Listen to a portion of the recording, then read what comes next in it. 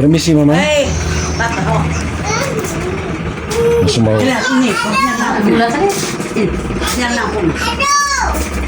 Masih mau lihat patung kemarin yang Ma Ece. Oh ini patung. Ini kenapa kemarin tiba-tiba langsung ambil ini patung langsung pikul keluar dari? Karena ini harapan satu-satunya kami. Karena dengan berbicara dengan dia, kejujuran itu akan terungkap. Bunda Maria akan mengungkapnya ini karena ini di bulan Maria dan kami yakin dan percaya itu akan terjadi. Kami cuma minta pada Bunda untuk bantu kami dalam mengungkap kebenaran ini karena banyak kejanggalan yang kami temukan. Tuhan, ada hari-hari aku bahkan tidak punya kekuatan untuk berdoa. Kata-kata sampai di bibirku, tapi tidak keluar. Polemik penggusuran rumah warga di Jalan Irian Jaya, Kelurahan Potulando, Kabupaten Ende terus memanas. Keluarga korban kini mempertanyakan perubahan klaim atas tanah yang menjadi lokasi penggusuran tersebut. Pasalnya, sebelum menjabat Bupati Ende, Yosep Benediktus Badeoda atau Tote Badeoda disebut pernah menyatakan tanah itu merupakan milik ayahnya. Namun setelah menjadi bupati, tanah tersebut diklaim sebagai aset pemerintah Kabupaten Ende. Pemilik rumah, Adriana Sadipun, mengaku Tote Badeoda beberapa kali datang ke lokasi sebelum menjadi bupati sambil membawa meter ukur untuk mengukur tanah itu. Namun pengukuran batal dilakukan setelah Adriana menunjukkan dokumen hibah tanah dari SVD tertanggal 30 Juni 2016. Dokumen hibah tersebut ditandatangani provinsial SVD Ende saat itu, Pater Leo Kleden SVD. Kepada Sergap, Kamis pagi, Adriana menjelaskan keluarganya sudah menjaga lokasi itu sejak tahun 1970-an atas permintaan pihak misi karena kawasan tersebut sering menjadi jalur pencurian menuju gudang ekspedisi milik misi SVD. Ayah Adriana, Rufinus Liwu Sadipun, kala itu diminta langsung oleh prokurator misi, Pater Yosep Boumans untuk membangun rumah pondok di lokasi tersebut. Sejak saat itu, keluarga Adriana tinggal turun-temurun di area tersebut. Rumah sederhana yang awalnya dibangun sebagai pos penjagaan, kemudian berkembang menjadi tempat tinggal keluarga dan lokasi usaha kecil. Menurut Adriana, hibah resmi baru diberikan pada tahun 2016 oleh Pater Leo Kleden. Ia menegaskan hibah tersebut memiliki dokumen resmi lengkap dengan tanda tangan dan stempel.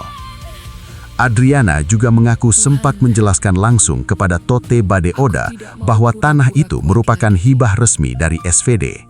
Namun menurutnya, setelah Tote menjabat sebagai Bupati Ende, klaim atas tanah tersebut berubah menjadi tanah milik pemerintah daerah.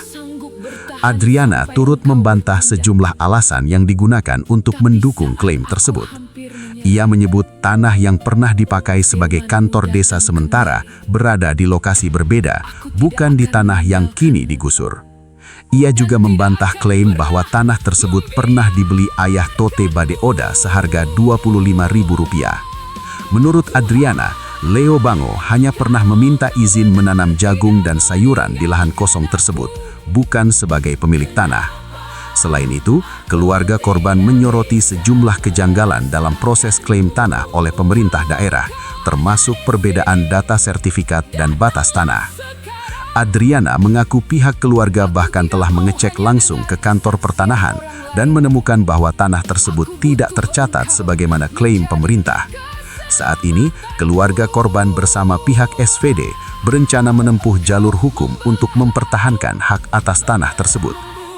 Perkembangan terbaru, Kamis 7 Mei siang, Satpol PP bersama aparat kelurahan mendatangi lokasi penggusuran dan melakukan pengukuran ulang lahan. Kehadiran mereka justru makin memicu kecurigaan keluarga korban penggusuran. Pasalnya, pemerintah sebelumnya telah mengklaim tanah tersebut memiliki sertifikat resmi milik pemerintah Kabupaten Ende. Anak korban penggusuran, Euse Natalia De Hoog atau Echa, mempertanyakan alasan dilakukan pengukuran ulang apabila status tanah memang sudah jelas. Menurut Echa, langkah itu justru memperkuat dugaan bahwa kepemilikan tanah yang diklaim pemerintah daerah belum sepenuhnya pasti. Ia juga menyoroti sejumlah ketidaksesuaian batas tanah dalam dokumen yang beredar dengan kondisi nyata di lapangan. Menurut Echa, bagian selatan lokasi sebenarnya berbatasan langsung dengan tanah milik SVD atau tanah misi, bukan dengan pihak lain seperti yang tercantum dalam dokumen. Karena itu, keluarga korban mempertanyakan mengapa pihak SVD tidak dilibatkan dalam proses pengukuran tersebut. Selain itu, keluarga korban mengaku tidak pernah menerima undangan resmi terkait pengukuran ulang tanah dari pemerintah setempat. Hal itu semakin menambah kecurigaan mereka terhadap proses yang sedang berlangsung. Keluarga korban juga menyoroti besarnya biaya penggusuran dibanding luas tanah yang dipersoalkan, yang disebut hanya sekitar 7 kali 6 meter. Echa mengatakan, selama ini lokasi tersebut berada di antara tanah warga dan tanah misi yang telah lama ditempati masyarakat. Bahkan menurutnya, pihak SVD selama ini memberikan akses air gratis kepada keluarganya sebagai bentuk pengakuan sosial atas keberadaan mereka di lokasi tersebut. Suasana haru tampak ketika Echa menunjukkan patung Bunda Maria dan Santo Yusuf yang berhasil diselamatkan saat penggusuran berlangsung. Patung tersebut menurut dia menjadi simbol harapan agar kebenaran dapat terungkap. Hingga kini, keluarga korban mengaku masih syok atas penggusuran yang terjadi dan berharap pemerintah membuka secara transparan status kepemilikan tanah yang disengketakan. Mereka juga mempertanyakan mengapa pengukuran ulang masih dilakukan jika pemerintah benar-benar telah memiliki sertifikat sah atas lahan tersebut. Kami baru pulang dari pertanahan. 10 menit kemudian, Pak Lurah bersama Pol PP datang mengukur tanah tersebut. Kalau memang mereka memiliki sertifikat, kenapa harus diukur kembali? Itu yang kami merasa ganjal sekali. Ini lokasi tanah yang digusur oleh Pemda ND pada tanggal 4 Mei tahun 2026. Seluas 7 kali 6 meter persegi. Tuhan, aku tidak mau pura-pura kuat lagi. Aku takut akan hari esok, takut kehilangan, takut aku tidak sanggup bertahan sampai Engkau bertindak. Tapi saat aku hampir menyerah, firman-Mu datang kembali. Aku tidak akan meninggalkan-Mu dan tidak akan pernah membiarkan-Mu.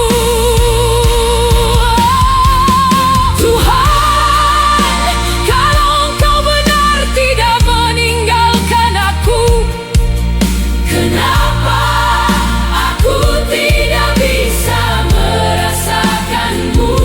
Kalau Engkau ada di sini, datanglah sekarang.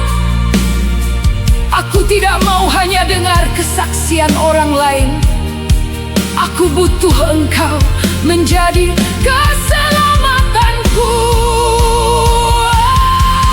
Engkau membelah laut, membuat jalan saat tidak ada jalan.